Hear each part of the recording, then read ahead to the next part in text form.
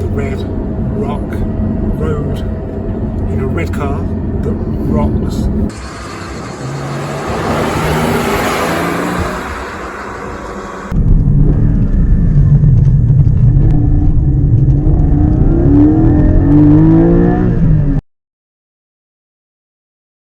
Hello and welcome back to the Volks Wizard channel. Now in the south of France there is a little road called the D2202 that I've been dying to drive for a very long time. If that doesn't sound familiar, that's because it's been rechristened the Red Rock Road due to the crazy colour of the hills that it's been cut into.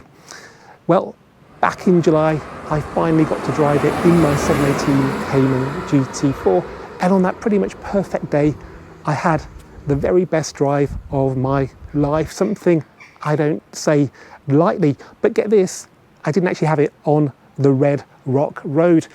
So in today's video I'm going to show you how to get to the Red Rock Road, what it's like, and at the end of the video I'm going to reveal the location of my new favourite driving road and where we stayed so you can enjoy it as well.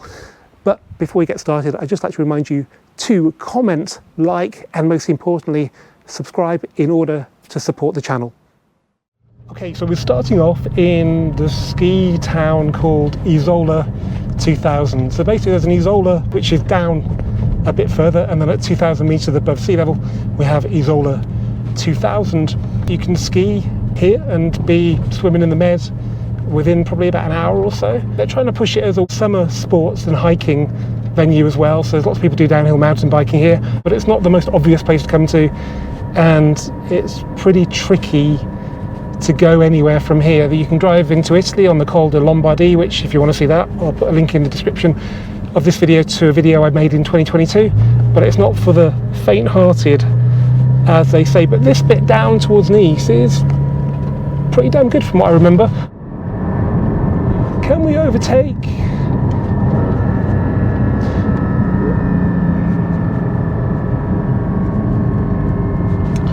That is the question. It's quite a good straight here. Lots of bikers.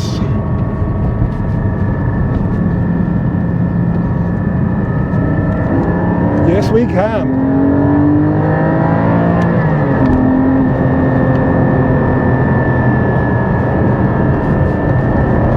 People actually let you go on the way up to the hotel from the Italy side.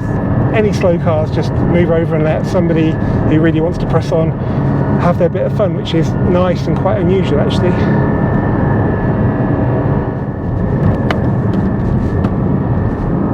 Well, the policeman in the duster let us go. Let's hope he doesn't decide to bust us. There is a lot of rubber on these corners, like people have been having fun. It looks like it's been used for the Monte Carlo Rally, but I don't think it actually comes up here. We do have Tour de France coming up here in a couple of weeks though. That's going to be a very grueling ride for those guys.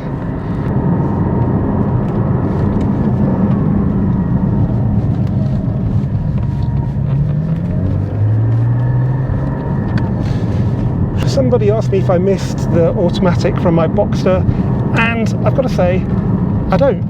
The automatic was good, but you never knew when you were going to get the gear. You know, it sometimes had a bit of a mind of its own.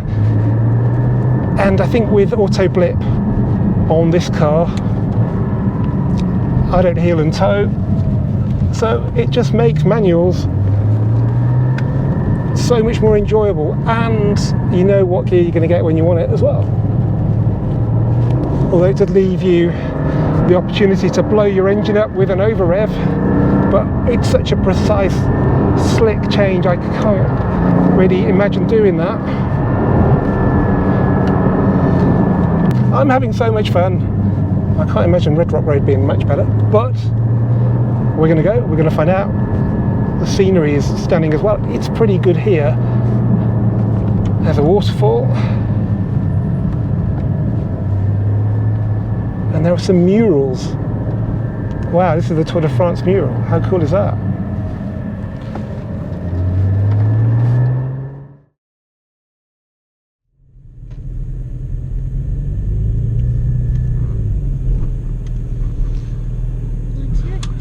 Wow.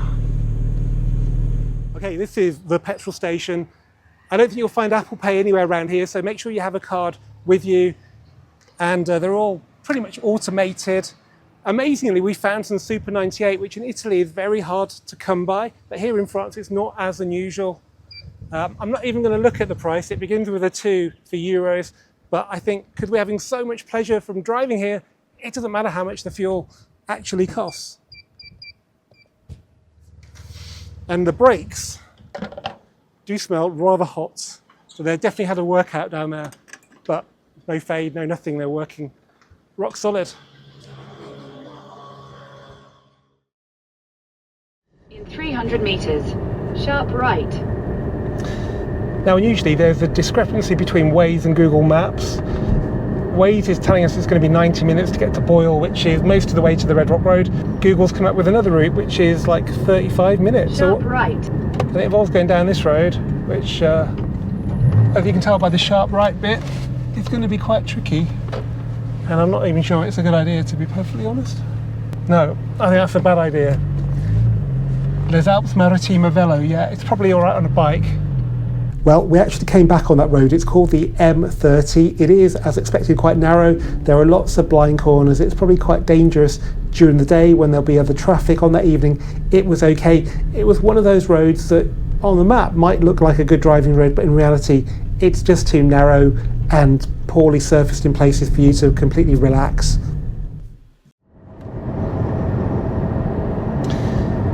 Okay, so the road that we joined at Isola is called the D2202, and it seems to be a main road from Nice to the Col de la Bonnet or the Col de Restafon, which is a mainish route that takes you over towards Gap and Barcelonnette still in the French Alps, and that might explain why there's so much traffic. It's now become a dual carriageway, which actually is kind of good because it's really gnarly and it's not actually that enjoyable back there with all this traffic and roadworks every few minutes. So in about 2.6 miles we're going to turn off and start heading in the right direction. Basically we're driving down the side of a mountain to then come back up on the other side of it. Sounds good, well let's see if it is in reality. Obviously if you want to drive the Red Rock Road from Nice you'll cut all this bit out, which is no bad thing. It's probably quicker from Nice, but we just happened to find ourselves in Isola 2000.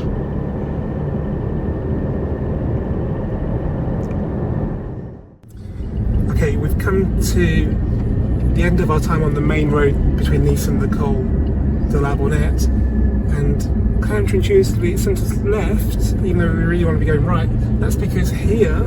Turn right on M6202. We have to turn right on the M6202 in the direction of Digne and Grenoble, which is basically the route Napoleon. So it's a bit convoluted, but now it feels like we're heading in the right direction. 20 minutes to D6202. And the road numbers are not Watch out. similar. This is the 6202, we're heading to the 2202. So hopefully it'll be a bit quieter, a bit more enjoyable from this point onwards.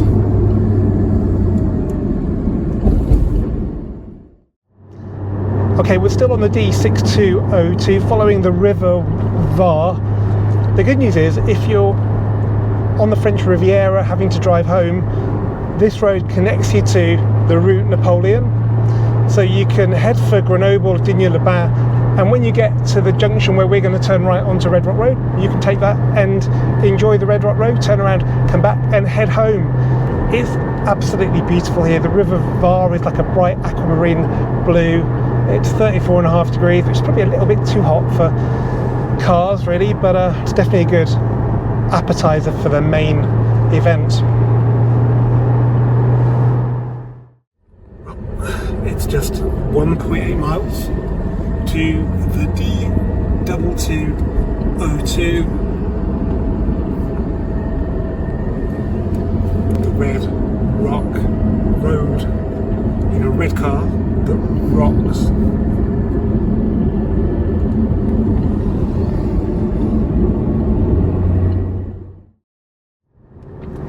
Right, then turn right on D2202. Okay, so this is the junction of the 6202 and the 2202, the beginning of the Red Rock Road, And the gorges Turn of right on Dal Louis. D4202. The rock's not too red yet though.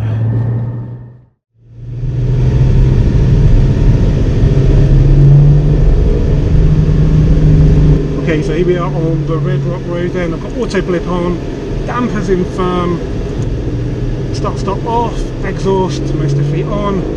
Got to have the climate on to keep this GoPro cold because it doesn't like the heat. It's 36.5 now. It's 5 in the evening. It's thanks to people like Joe and Stef ABTV who made me more aware of this road and how good it was to drive. I remember so clearly when they brought the RS7 down, they said, we'll come back in a better car, a car more suited to it. And guess what car? They said, yeah, the Cayman GT4. And guys, gotta tell you, you were right.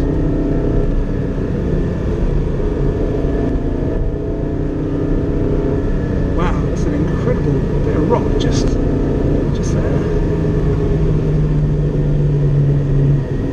Here are the famous tunnels. The Dacia Dusters absolutely everywhere.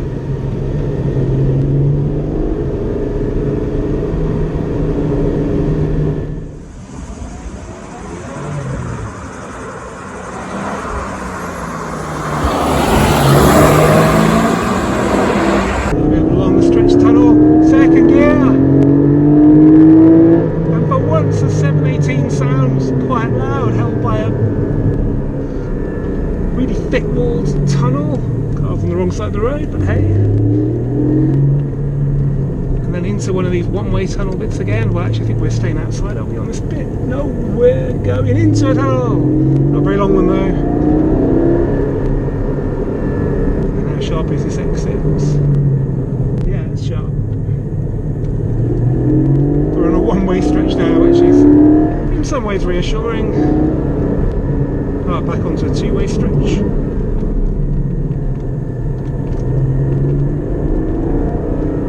And then back into a one-way stretch.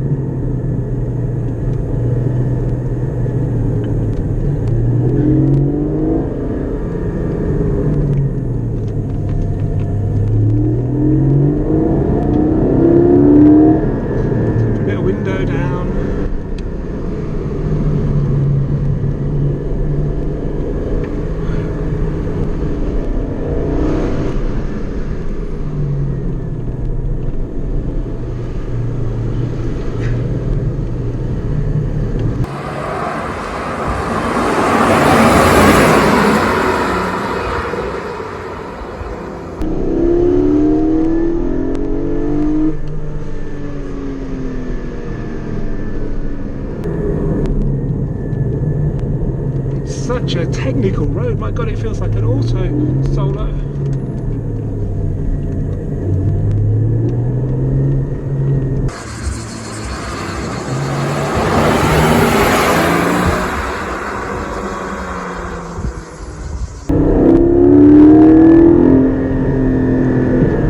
Okay, we're into a more flowing section, Civic Type R on Monaco plates going the other way.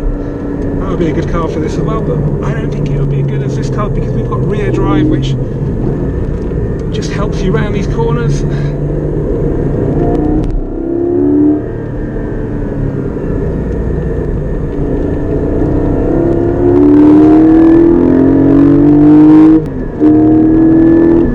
then down to 50 clicks for some roadworks.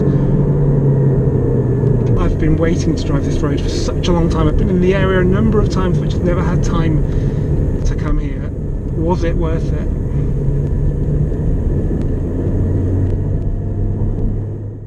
It was most definitely worth it. Obviously you have to do it in the right car, but you do not need a Cayman GT4. That Honda Civic Type R we saw, yours for about 30 grand, probably less now. That would be absolutely incredible on this road. A lot of guys come here in supercars, but I cannot see the appeal personally because the road is so narrow and so tight. You need something that's on your side, that pivots around your hips, and that is what the Cayman GT4 does to perfection. It's got us all the way here from the UK. Just look at this landscape. It's just incredible. Forget the Red Rock Road. Where we are is just mind-blowing. And we've been brought here from mundane Warwickshire in this to enjoy what is probably one of the greatest automotive highs you can ever have. Now, I just need to get back to the hotel, and I've got no idea where that is. I haven't even thought about that. But when we get there, we'll show you where we're staying, just in case you want to do what we've done today.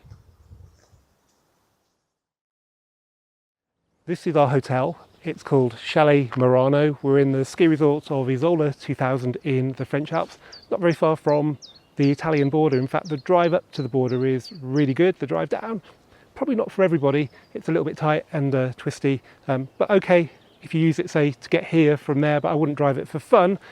As you can see, there is a lot of parking, no worries about getting doored. It's free parking as well.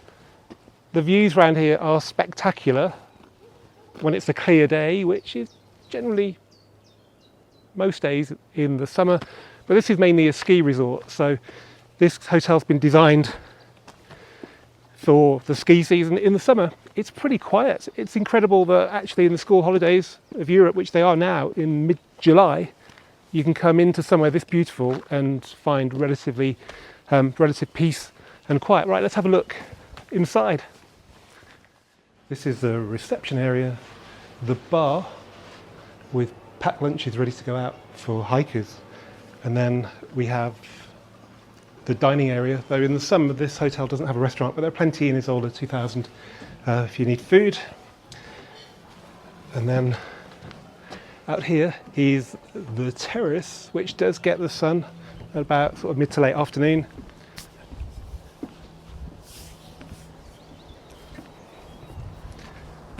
And there's an amazing view of the mountains, the ski runs, the centre of Isola 2000.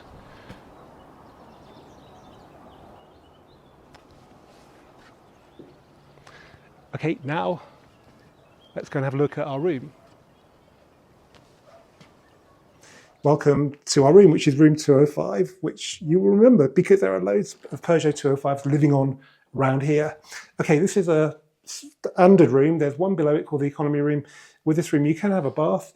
With the economy room, you can't. And there's probably other things, but I really don't know what the difference is. Not an awful lot of difference in price, about 20 euros. This is the bathroom then with a bath with a huge sink. And it's really nicely done. It's in the style of a ski chalet with lots of natural wood and lots of sort of pretend wood. These are sort of stone tiles that look really good. Let's show you the rest of the room then. So you can have twin or double beds, just ask for whichever one you prefer.